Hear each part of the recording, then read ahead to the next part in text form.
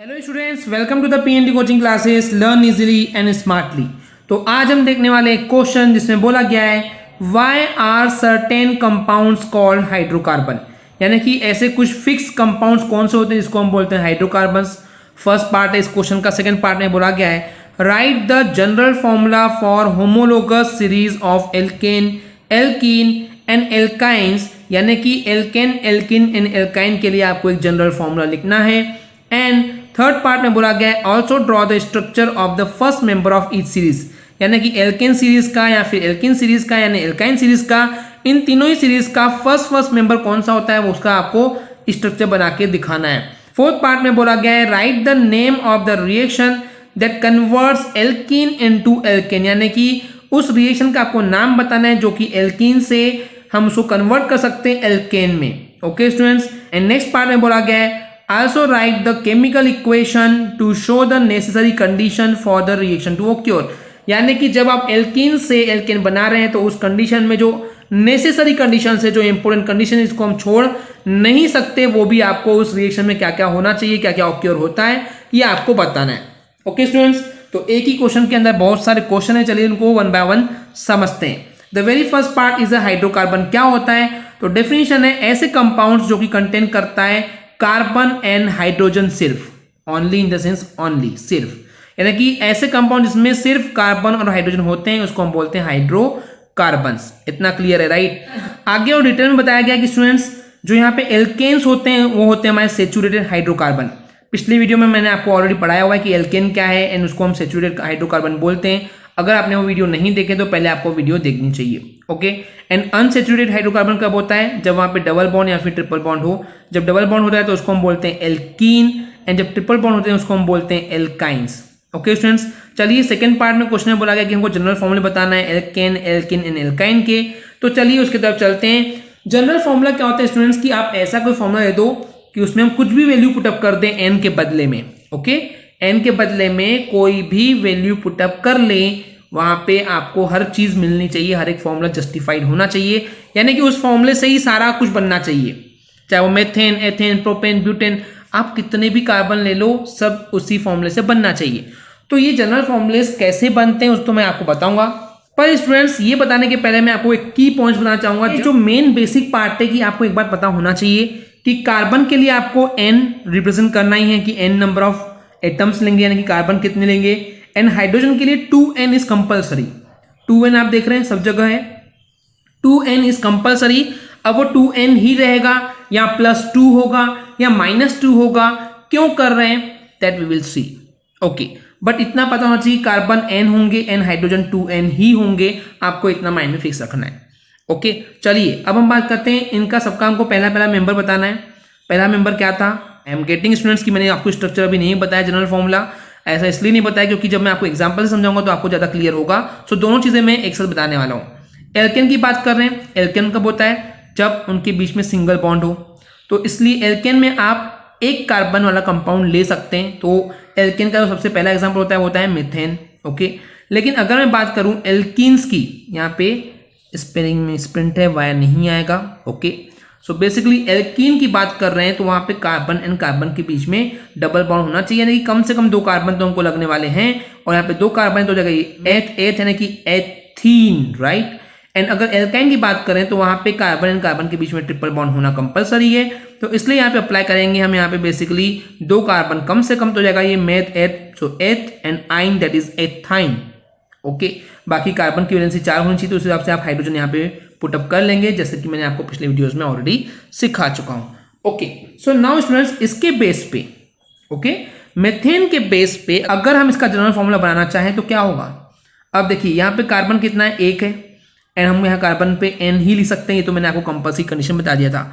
अगर मैं हाइड्रोजन पे 2n लिखता हूं, जो कि 2n भी कंपल्सरी है, अब अगर मैंने n की जगह 1 पुट किया, n की जगह कितना पुट किया? 1, क्योंकि कार्बन तो एक ही लेना है, तो n 1 रखूंगा। तो अगर मान लेते हैं यहाँ पे 2n + 2 नहीं है, 2n है सिर्फ, एंड यहाँ पे अगर मैं n 1 रखूंगा तो कितना हो जाएगा? 2 1 जा 2, पर हाइड्रोजन कितना आ रहा है? यहाँ पे 4 आ रहा है। कितने हाइड्रोजन कम जा रहे हैं? 2 हाइड्रोजन कम जा रहे हैं, इसलिए हम क्या कर देंगे? +2। अब इसके बेस पे आप कितना ही आगे एथेन, प्रोपेन, ब्यूटेन बना के देख लो, आपका आंसर जस्टिफाइड होगा, सही होगा, आई गारंटीड। ओके, इतना क्लियर है। तो मेथेन का जो जनरल फॉर्मूला होता है वो होता है CnH2n+2 +2 क्यों किया मैंने अभी आपको एक्सप्लेन कर दिया। ओके स्टूडेंट्स, समझ रहे हैं। अब हम बात करते हैं एल्कीन्स के केस में। अब यहाँ पे देखिए, जब हमने एल्कीन में एथेन बनाए, कार्बन 2 हैं, हाइड्रोजन कितने हैं, 4 है। अब हमको पता है कि Cn और H2n तो रखना ही रखना है, तो कार्बन कितना है, 2 है, तो n क्या रखेंगे हम यहाँ पे, 2, तो कितना हो जाएगा C2, एंड यहाँ पे भी n रखेंगे 2, तो 2 2 4, यानी कि 2 फॉर्मूला मिल गया। यानी कि एल्कीन का जो जनरल फॉर्मूला है वो होता है CnH2n। ओके स्टूडेंट्स, क्लियर है इतना? आई होप इतना क्लियर हो गया होगा। चलिए समझते हैं एल्काइन के केस में क्या होता है। यहाँ पे एग्जैक्टली हमारे पास कार्बन एंड कार्बन के बीच में ट्रिपल बॉन्ड होना जरूरी था, तो हाइड्रोजन लगे 2, तो फॉर्मूला हो गया C2H2। तो हमारे पास हमको पता है कि जनरल फॉर्मूले के लिए Cn होना कंपलसरी है, H में 2n होना जरूरी है। ओके, तो n यहाँ पे कितना है, कार्बन 2 है, तो कार्बन 2 है तो n रखेंगे 2। अगर लेते हैं हम यहाँ पे -2 नहीं है पहले, एंड यहाँ पे n के बदले 2 रखेंगे तो कितना हो जाएगा, 2 2 4, पर यहाँ पे कितने हैं, 2 ही है, यानी कि 2 हाइड्रोजन एक्स्ट्रा है, तो क्या करना पड़ेगा, -2, तो 4 - 2 हो जाएगा 2।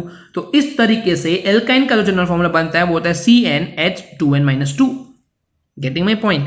तो इस तरीके से आप जनरल फॉर्मूलेस बना सकते हैं, एंड उसकी स्ट्रक्चर भी आपने बना के दिखा दिए, जो कि आपको क्वेश्चन में बोला गया था। अब जो नेक्स्ट पार्ट है, हमको ये बताना है कि एल्कीन से एल्केन में कन्वर्ट करने के लिए जो रिएक्शन यूज होती है वो रिएक्शन कौन सी है, एंड उसके लिए नेसेसरी कंडीशन कौन कौन सी हैं। तो चलिए समझते हैं स्टूडेंट्स। सो बेसिकली जब हम एल्कीन से एल्केन में कन्वर्ट करते हैं तो उस रिएक्शन का जो नाम होता है उसको हम बोलते हैं हाइड्रोजिनेशन रिएक्शन। क्या बोलते हैं उसको, hydrogenation reaction. Don't learn it, I am giving you the explanation point कि हाइड्रोजिनेशन क्यों आया। द रीजन बीइंग कि हमको यहाँ पे हाइड्रोजन को जो है ऐड करना पड़ रहा है, क्योंकि अभी क्यों ऐड कर रहे हैं उसके लिए मैं आपको एग्जांपल दिखाना चाहूंगा। सो यहाँ पे स्टूडेंट्स आपको ये समझना है कि एल्कीन आपके पास ही है, आपको एल्कीन से एल्केन में जाना है। जस्ट ध्यान से सुनिए, बहुत इंपॉर्टेंट कंसेप्ट है, एंड इसके बिना आप ये क्वेश्चन सॉल्व नहीं कर पाएंगे। ओके, तो आपको एल्कीन से जाना है एल्केन में। एल्कीन में देखिए कितने हैं यहाँ पे, हाइड्रोजन 4 है। अब आप बोलेंगे सर यहाँ पे भी वो 4 है, कंफ्यूजन क्या है मैं बता रहा हूं। अब यहाँ पे एक चीज आप समझिए, यहाँ पे 2 कार्बन है। ओके, मान लेते हैं मेरे पास अगर 2 कार्बन वाला मैं एल्केन बनाऊं तो क्या होगा। अब बताइए कितना हाइड्रोजन है, आप पुट करेंगे सब जगह ना। तो अब देखिए 2 कार्बन थे, यहाँ भी 2 कार्बन, यानी हमको यहाँ से इधर जाना है एग्जैक्टली, राइट, एल्केन की तरफ जाना है। 2 कार्बन है, 2 कार्बन है, कोई इशू नहीं है। यहाँ पे हाइड्रोजन कितने हैं, 1 2 3 4, यहाँ कितने 1 2 3 4 5 6, यानी कि अगर हमको एल्कीन से एल्केन में जाना है तो हाइड्रोजन और ऐड करना पड़ेगा। समझ में आ रहा है? यहाँ पे हाइड्रोजन कितने थे, 4 थे, यहाँ कितने 6 है, हमको यहाँ से इधर जाना है, यानी कि 2 हाइड्रोजन और देना है। हाइड्रोजन देने का नाम है हाइड्रोजिनेशन। Getting my point? तो इसलिए जब कभी आप एल्कीन से एल्केन में जाएंगे तो आपको उस रिएक्शन का नाम देना है हाइड्रोजिनेशन। ओके, चलिए आगे और समझते हैं। ये बेसिक पार्ट था जो मैंने आपको भी बताया है।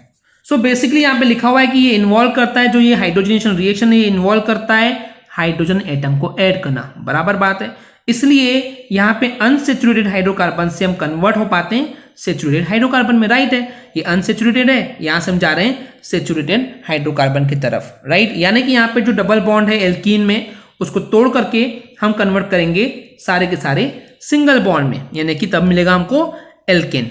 ओके स्टूडेंट्स, लेकिन क्या ये रिएक्शन बहुत सिंपल है? आप सिंपली इसे कन्वर्ट कर सकते हैं, सिंपली हाइड्रोजन ऐड कर सकते हैं क्या? नहीं, उसके लिए आपको कुछ कैटेलिस्ट की जरूरत पड़ती है। Now the question is coming, catalyst क्या होता है? कैटेलिस्ट ऐसे कुछ कंपाउंड्स, ऐसे कुछ एटम्स होते हैं जो सिर्फ प्रेजेंट होते हैं वहां पे।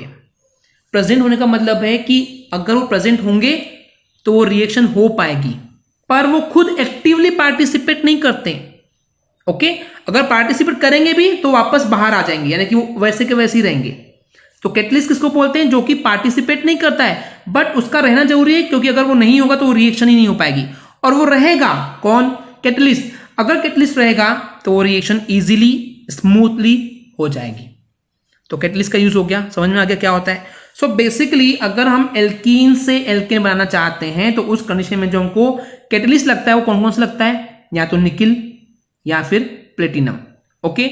एंड जब आप ये निकिल या फिर प्लेटिनम की कैटलिस्ट लेते हैं, उस कंडीशन पे एक और चीज जो आपको याद रखना है कि जो टेम्परेचर है वो कितना होना चाहिए, दैट इज 423 केल्विन।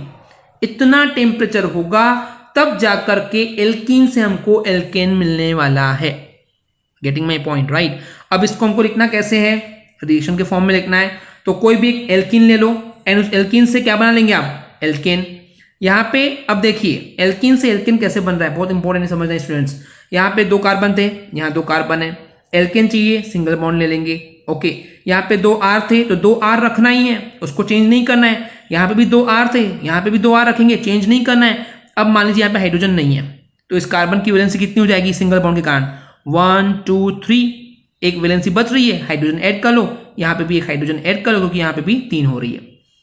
तो हमने क्या किए, हमने किए हाइड्रोजन ऐड। इस हाइड्रोजन को ऐड यानी कि जोड़ने की वजह से उसका नाम आया है hydrogenation reaction. Okay students, I hope clear हो गया होगा। चलिए आगे समझते हैं इस बात को।